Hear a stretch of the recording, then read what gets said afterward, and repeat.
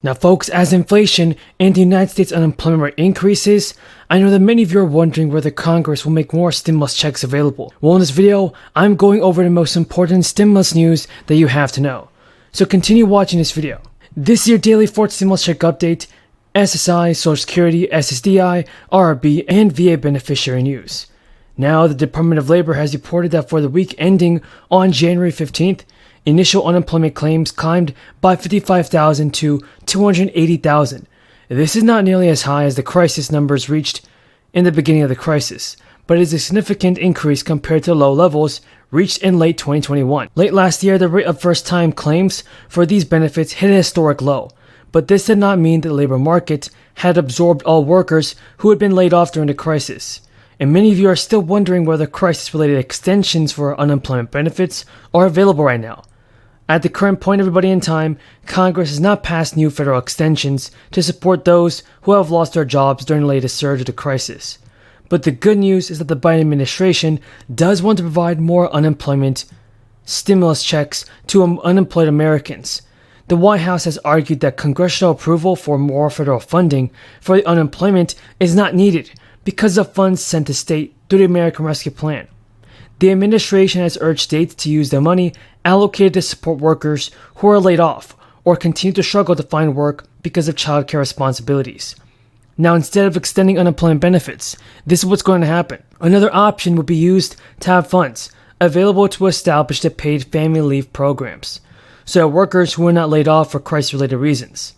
Now, the White House has touted that the unemployment rate, which stands at 3.9%, is a major accomplishment for the first year in office of Joe Biden. But it is important to note that the rates across demographic groups are not equal. And the governors of Florida, Iowa, Kansas, and Tennessee have signed laws in recent weeks that change eligibility rules for the jobless benefits. And even this, there is still money available for families in the United States to help during the crisis. Families can still benefit from the temporarily paused expanded child tax credit program. So President Biden's American Rescue Plan increased what was a maximum amount of $2,000 per child, and that's per child tax credit payment of up to $3,600. The first half was delivered in monthly installments between July and December of 2021. And the second is going to be used and will be delivered in the form of a credit that can be used on tax returns. But after Joe Manchin refused to vote in favor of expanding the payments on January 15th, the credit program reverted back to what it was prior to the president's changes. But that doesn't mean the end of the child tax credit payments together. The maximum amount per payment was simply reduced back down to $2,000. It's also worth noting that the money will be delivered to everyone as a tax credit. This will lower your overall tax obligation rather than a spendable monthly check. And plus, the IRS is currently in the process of notifying the recipients. So make sure to keep a watch on your mailbox, because you don't know when stimulus checks are being sent out to your mail. New guaranteed income programs are beginning this month, and this is good news for all of you. Many Americans will be receiving monthly checks from these new crisis relief programs, but there are different requirements to receive these $1,000 payments, which will be sent out to eligible Americans. So, in this video, we're going over the most breaking news about the fourth stimulus check because checks are confirmed. During these difficult times, there are many Americans that are encouraged to apply for UBI programs, Universal Basic Income for short, that's offered in their state or city. President Biden singled you out at his press conference this week when he was asked if he was governing too far to the left. Take a listen. You guys have been trying to convince me that I am Bernie Sanders. I'm not. I like him, but I'm not Bernie Sanders. I'm not a socialist. I'm a mainstream Democrat, and I have been. What was your reaction when you heard that?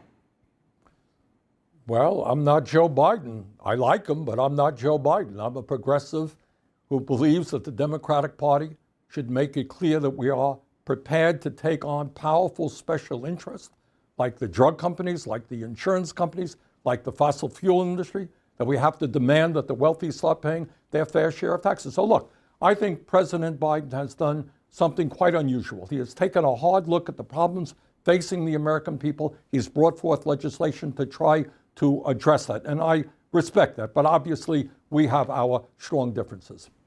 And what do you say to those who say that part of the reason why that you're stuck, as you just described, in process and policy is because Joe Biden is governing more like Bernie Sanders than Joe Biden, and that's not what the American people asked for. Well, I would turn that around and say, how does it happen that the policies we are now fighting for are enormously popular? You know, CNN did some polling out there. Ask whether the American people think it's time to take on the greed of the pharmaceutical industry. Ask whether we should be dealing with the existential threat of climate. Should we be building affordable housing? Should we be dealing with child care crisis? And the American people say, yeah, it's about time you did it. We're seeing the very richest people in this country, Dana, becoming incredibly richer during this pandemic, while tens of millions of American workers are struggling to make ends meet. The American people want us to have the courage to stand up to powerful special interest. Senator, that's what they want, and that's what we've got to do. Here we are 1 year into the Biden presidency. Those two key priorities are stalled in the Senate, the social spending bill and climate bill, the election reform legislation. It's because Senators Joe Manchin and Kyrsten Sinema won't get on board. How frustrated are you?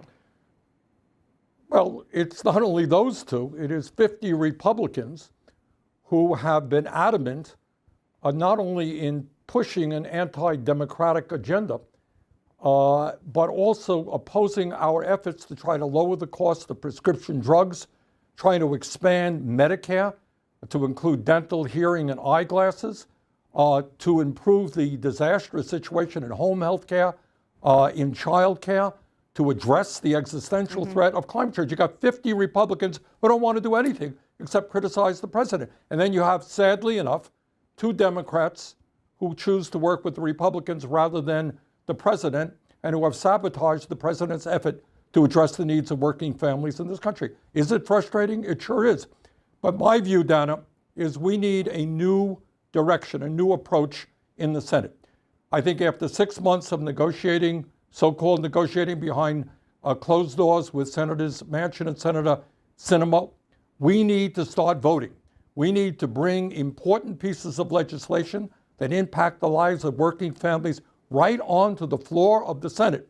And if the Republicans want to vote against lowering the cost of prescription drugs, climate change, home health care, whatever it may be, and if the Democrats, 2 Democrats want to join them, let the American people see what's happening. Then we can pick up the pieces and pass legislation. So I want to get but the current course of action, yeah, I'm sorry, go ahead. No, I want to get to more of that and really drill down on what you mean by that in 1 second. But while we're talking about the 2 senators, the 2 Democratic senators, you saw, I'm sure, that the Arizona Democratic Party censured Senator Sinema. Was that appropriate? Absolutely it was. On that particular vote that she and Manchin cast, we were trying to address the reality that you got 19 Republican states all over this country